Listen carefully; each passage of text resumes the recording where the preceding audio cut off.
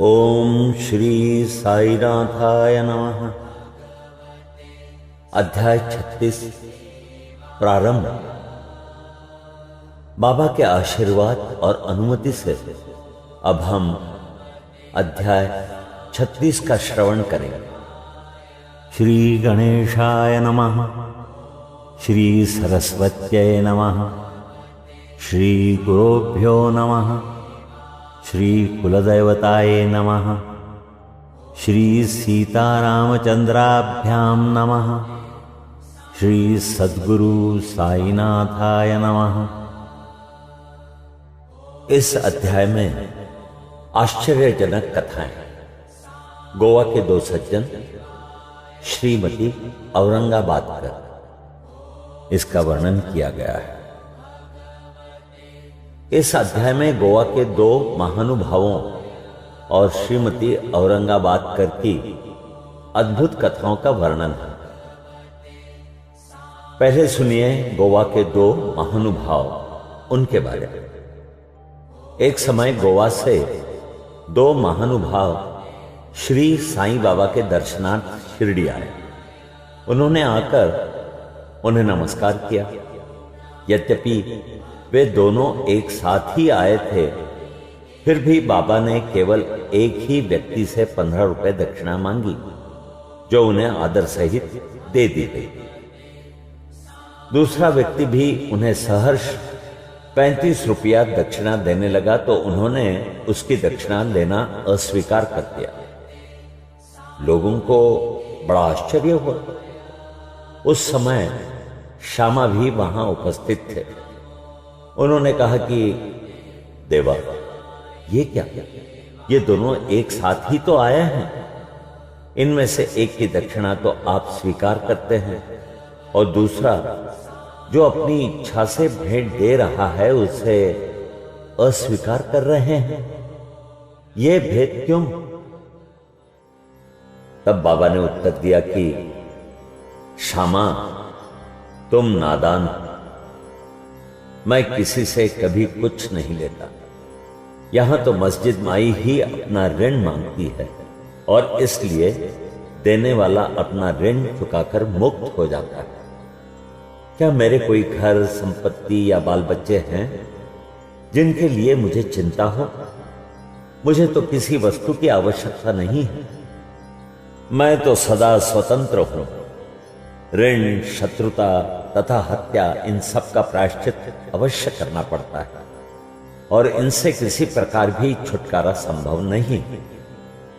अपने जीवन के पूर्वार्ध में ये महाशय निर्धन थे। इन्होंने ईश्वर से प्रतिज्ञा की कि यदि मुझे नौकरी मिल गई तो मैं 1 माह का वेतन तुम्हें अर्पण करूंगा।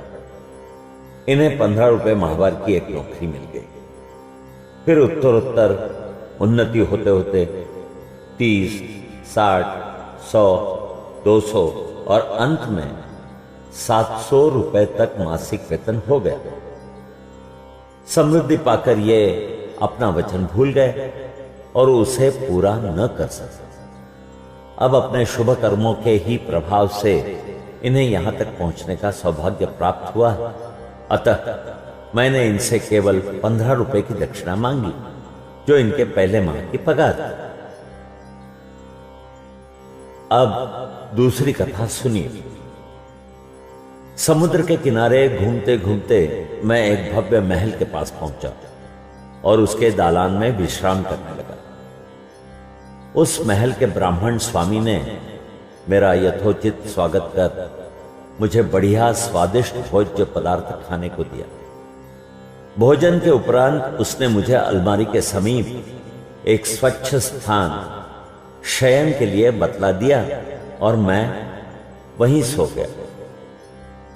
जब मैं प्रगाढ़ निद्रा में था तो उस व्यक्ति ने पत्थर खिसकाकर दीवार में सेंध डाली, और उसके द्वारा भीतर घुसकर उसने मेरा खिस्सा कतर कर। निद्रा से उठने पर मैंने देखा कि मेरे 30,000 रुपए चुरा लिए गए हैं। मैं बड़ी विपत्ति में पड़ गया और दुखित होकर रोता हुआ बैठ गया। केवल नोट ही नोट चुरा लिए थे। इसलिए मैंने सोचा कि यह कार्य उस ब्राह्मण के अतिरिक्त और किसी का नहीं है। मुझे खाना पीना कुछ भी अच्छा न लगा और मैं एक पखवाड़े तक दालान में ही बैठे बैठे चोरी का दुख मनाता रहा। इस प्रकार 15 दिन व्यतीत होने पर रास्ते से जाने वाले एक फकीर ने मुझे दुख से बिलखते देखकर मेरे रोने का कारण पूछा। तब मैंने सब हाल उससे कह सुना। उसने मुझसे कहा कि यदि तुम मेरे आदेशानुसार आचरण करोगे तो तुम्हारा धन वापस मिल जाएगा। मैं एक फकीर का पता तुम्हें बताया देता हूं, तुम उसकी शरण में जाओ और उसकी कृपा से तुम्हें तुम्हारा धन पुनः मिल जाएगा। परंतु जब तक तुम्हें अपना धन वापस नहीं मिलता उस समय तक तुम अपना प्रिय भोजन त्यागो। मैंने उस फकीर का कहना मान लिया और मेरा चुराया धन मिल गया। तब मैं समुद्र तट पर आया जहां एक जहाज खड़ा था जो यात्रियों से ठसाठस भर चुका था। भाग्यवश वहां एक उदार प्रकृति वाले चपरासी की सहायता से मुझे एक स्थान मिल गया। इस प्रकार मैं दूसरे किनारे पर पहुंचा और वहां से मैं रेलगाड़ी में बैठकर मस्जिद में आ पहुंचा। कथा समाप्त होते ही बाबा ने श्यामा से इन अतिथियों को अपने साथ ले जाने और भोजन का प्रबंध करने को कहा। तब श्यामा उन्हें अपने घर लीवा ले गए और उन्हें भोजन कराया। भोजन करते समय श्यामा ने उनसे कहा कि बाबा की कहानी बड़ी ही रहस्यपूर्ण है, क्योंकि न तो वे कभी समुद्र की ओर गए हैं और न उनके पास 30,000 रुपए ही थे। उन्होंने न कहीं भी यात्रा की, न उनकी कोई रकम ही चुराई गई और न वापस आई। फिर श्यामा ने उन लोगों से पूछा कि आप लोगों को कुछ समझ में आया कि इसका अर्थ क्या है? दोनों अतिथियों की घिघियां बन गई और उनकी आंखों से आंसुओं की धारा बहने लगी। उन्होंने रोते रोते कहा, बाबा तो सर्वव्यापी अनंत और परब्रह्म स्वरूप हैं। जो कथा उन्होंने कही है वो बिल्कुल हमारी ही कहानी है और वो मेरे ऊपर बीत चुकी है। यह महान आश्चर्य है कि उन्हें यह सब कैसे ज्ञात हो गया। भोजन के उपरांत हम इसका पूर्ण विवरण आपको सुनाएंगे। भोजन के पश्चात पान खाते हुए उन्होंने अपनी कथा सुनाना प्रारंभ कर दिया। उनमें से एक ने कहा, घाट में एक पहाड़ी स्थान पर हमारा निवास स्थान है। मैं अपने जीवन निर्वाह के लिए नौकरी ढूंढने गोवा आया था। तब मैंने भगवान दत्तात्रेय को वचन दिया था कि यदि मुझे नौकरी मिल गई तो मैं तुम्हें 1 माह की पगार भेंट चढ़ाऊंगा। उनकी कृपा से मुझे 15 रुपए मासिक की नौकरी मिल गई और जैसा कि बाबा ने कहा उसी प्रकार मेरी उन्नति हुई। मैं अपना वचन बिल्कुल भूल गया था। बाबा ने उसकी स्मृति दिलाई और मुझसे 15 रुपए वसूल कर दिए।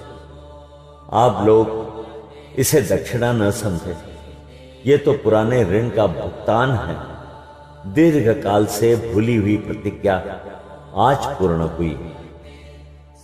शिक्षा। यथार्थ में बाबा ने कभी किसी से पैसा नहीं मांगा और न ही अपने भक्तों को ही मांगने दिया।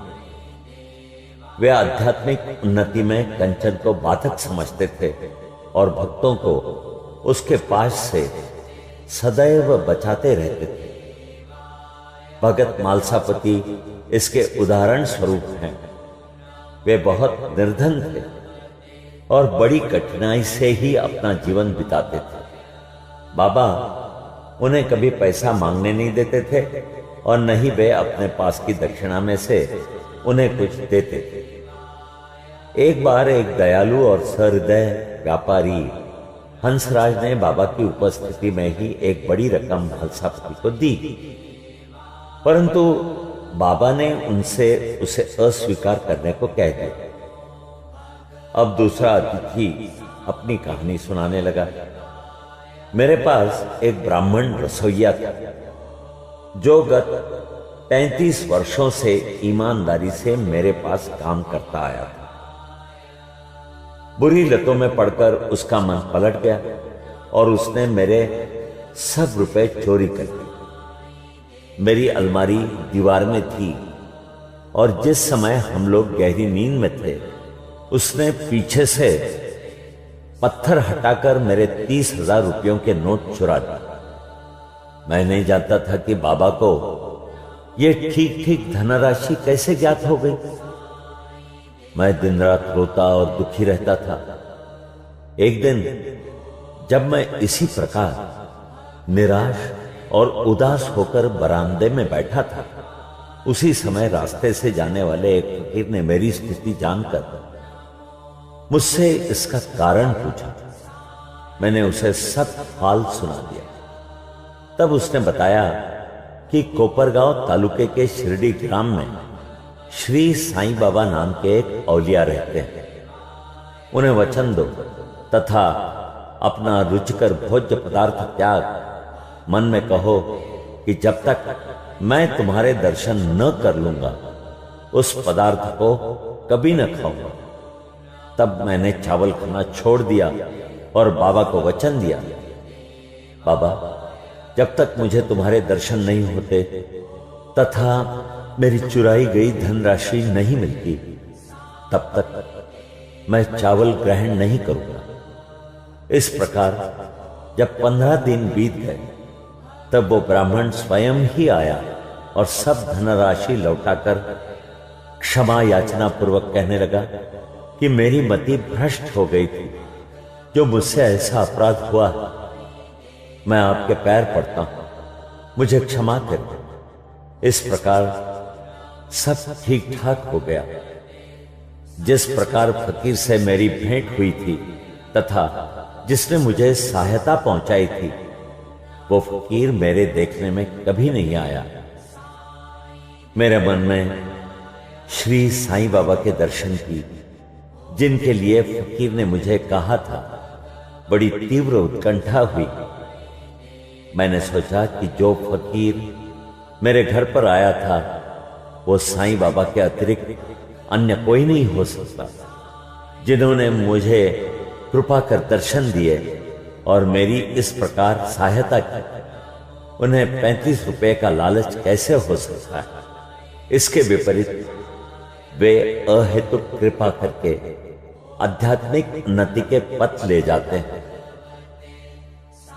जब चोरी गई राशि मुझे पुनः प्राप्त हो गई तब मेरे हर्ष का पारावार न रहा। मेरी बुद्धि भ्रमित हो गई और मैं अपना वचन भूल गया। कुलाबा में एक रात्रि को मैंने साईं बाबा को स्वप्न में देखा। तभी मुझे अपनी शिरडी यात्रा के वचन की स्मृति हो आई। मैं गोवा पहुंचा और वहां से एक स्टीमर द्वारा बंबई पहुंचकर शिरडी जाना चाहता था, परंतु जब मैं किनारे पर पहुंचा तो देखा कि स्टीमर खचाखच भर चुका है और उसमें बिल्कुल ही जगह नहीं। कैप्टन ने तो मुझे चढ़ने न दिया, परंतु एक अपरिचित चपरासी के कहने पर मुझे स्टीमर में बैठने की अनुमति मिल गई और मैं इस प्रकार बंबई पहुंचा। फिर रेलगाड़ी में बैठकर यहां पहुंच गया। बाबा के सर्वव्यापी और सर्वज्ञ होने में मुझे कोई शंका नहीं।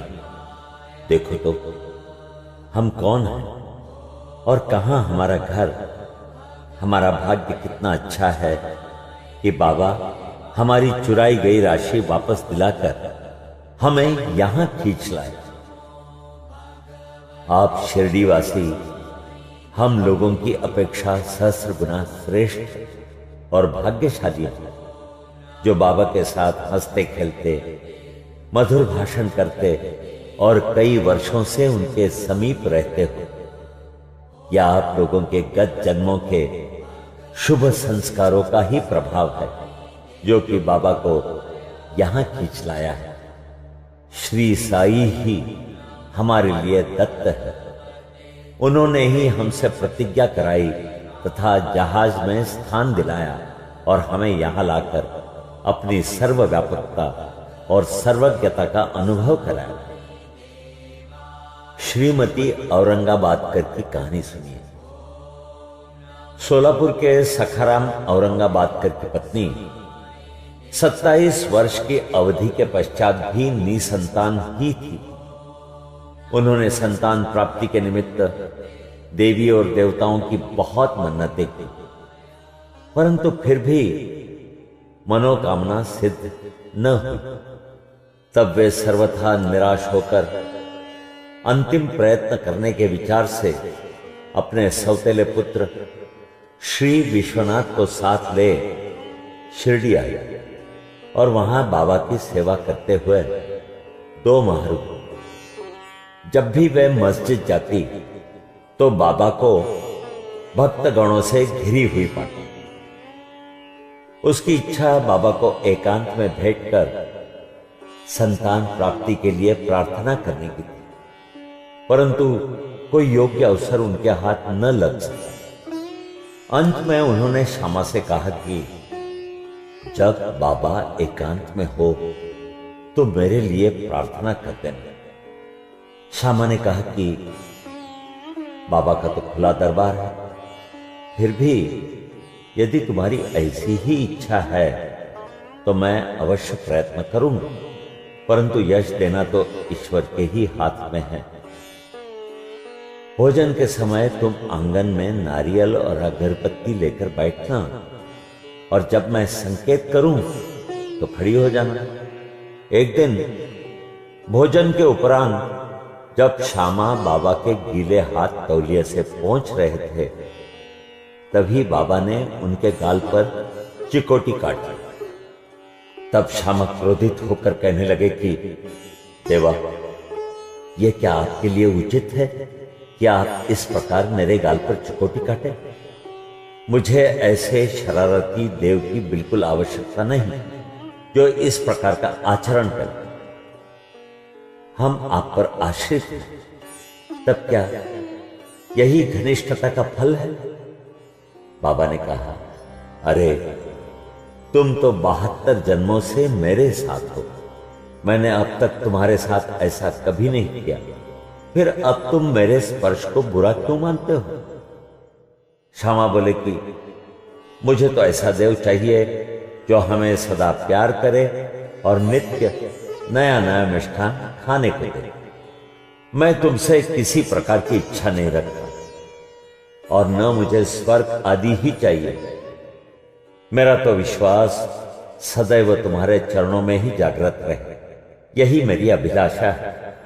तब बाबा बोले कि हां, सचमुच मैं इसलिए यहां आया हूं। मैं सदैव तुम्हारा पालन और उदर पोषण करता आया हूं, इसीलिए मुझे तुमसे अधिक स्नेह है। जब बाबा अपनी गादी पर विराजमान हो गए, तभी श्यामा ने उस स्त्री को संकेत किया। उसने ऊपर आकर बाबा को प्रणाम कर उन्हें नारियल और धूप बत्ती भेंट की। बाबा ने नारियल हिलाकर देखा तो वो सूखा था और बचता था। बाबा ने श्यामा से कहा कि ये तो हिल रहा है, सुनो ये क्या कहता है? तभी श्यामा ने तुरंत कहा कि ये बाई प्रार्थना करती है कि ठीक इसी प्रकार इनके पेट में भी बच्चा गुड़गुड़ करे, इसलिए आशीर्वाद सहित ये नारियल इन्हें लौटा दो। तब फिर बाबा बोले कि क्या नारियल से संतान की उत्पत्ति होती है? लोग कैसे मूर्ख हैं जो इस प्रकार की बातें गढ़ते हैं। श्यामा ने कहा कि मैं आपके वचनों और आशीष की शक्ति से पूर्ण अवगत हूं और आपके एक शब्द मात्र से ही इस बाई को बच्चों का तांता लग जाए। आप तो टाल रहे हैं और आशीर्वाद नहीं दे रहे हैं। इस प्रकार कुछ देर तक वार्तालाप चलता रहा। बाबा बार बार नारियल फोड़ने को कहते थे, परंतु श्यामा बार बार यही हठ पकड़े हुए थे कि बाबा इसे उस बाई को दे दे। अंत में बाबा ने कह दिया कि इसको पुत्र की प्राप्ति होगी। तब श्यामा ने पूछा कि कब तक? बाबा ने उत्तर दिया कि 12 मास। अब नारियल को फोड़कर उसके 2 टुकड़े किए गए। एक भाग तो उन दोनों ने खाया और दूसरा भाग उस स्त्री को दिया। तब श्यामा ने उस बाई से कहा कि प्रिय बहन, तुम मेरे वचनों की साक्षी हो। यदि 12 मास के भीतर तुमको संतान न हुई तो मैं इस देव के सिर पर ही नारियल फोड़कर इसे मस्जिद से निकाल दूंगा, और यदि मैं इसमें असफल रहा तो मैं अपने को माधव नहीं कहूंगा। जो कुछ भी मैं कह रहा हूं इसकी सार्थकता तुम्हें शीघ्र ही विदित हो जाएगी। 1 वर्ष में ही उसे पुत्र रत्न की प्राप्ति हुई, और जब बालक 5 मास का हुआ उसे लेकर वो अपने पति सहित बाबा के चरणों में उपस्थित हुई। पति पत्नी दोनों ने उन्हें प्रणाम किया और कृतज्ञ पिता यानी श्रीमान औरंगाबाद करने 500 रुपए भेंट किए, जो बाबा के घोड़े श्यामकरण के लिए छत बनाने के काम आए। यहां हमारा अध्याय 36 समाप्त होता है। श्री सद्गुरु साईनाथार्पणमस्तु। शुभम भवतु।